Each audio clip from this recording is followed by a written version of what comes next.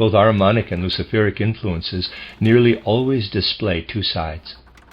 The Luciferic influence in the human soul is found in everything that makes us desire to fly upward out of ourselves, to free the human being, and so on. This can create nebulous, mystical attitudes, which lead us to regions where any thought of the material world seems ignoble and inferior. Thus we are led astray, misled into despising material existence entirely, and into wanting instead to indulge in whatever lies above the material world, into wanting wings on which to soar above earthly existence, at least in our soul. This is how the Luciferic aspect works on our soul.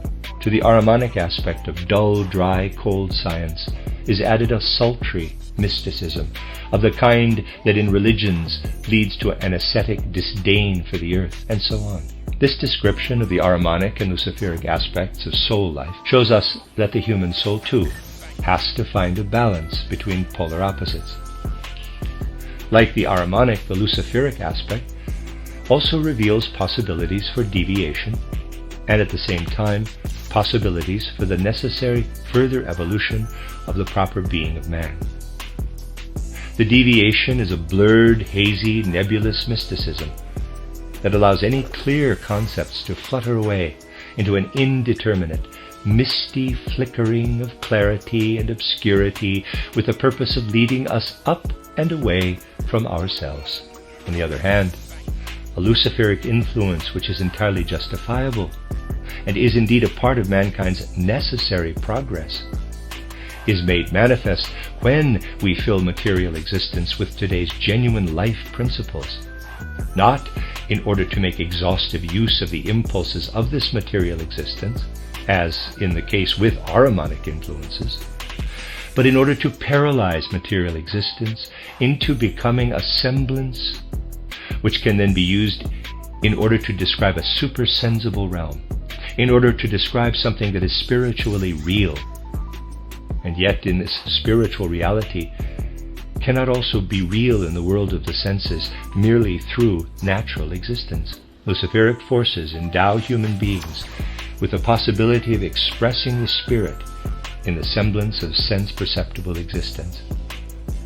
It is for this that all art and all beauty are striving. Lucifer is the guardian of beauty and art. So in seeking the right balance between Luciferic and Ahrimanic influences, we may allow art, Lucifer, in the form of beauty, to work upon this balance. There is no question of saying that human beings must guard against Ahrimanic and Luciferic influences. What matters is for human beings to find the right attitude toward Ahrimanic and Luciferic influences, maintaining always a balance between the two. Provided this balance is maintained, Luciferic influences may be permitted to shine into life in the form of beauty, in the form of art. As something unreal is brought into life as if by magic, something which has been transformed into a semblance of reality by the effort of human beings themselves. The Ahrimanic element carries us quite properly from the sleeping to the waking state, and the Luciferic element carries us equally properly from the waking state into the sleeping state. Deviations occur when too little of the Luciferic impulse is carried over into the waking state, making the Ahrimanic impulse stronger than it should be in the waking state. If this happens, the Ahrimanic impulse presses the human being down too strongly into his physical body, preventing him from remaining in the realm of the soul's sentiments of good and evil, the realm of moral impulses. He is pushed down into the realm of emotions and passions. He is submerged in the life of animal instinct. The science of human health and sickness will only find a footing on healthy ground once these polarities in the physical human being are able to be seen everywhere.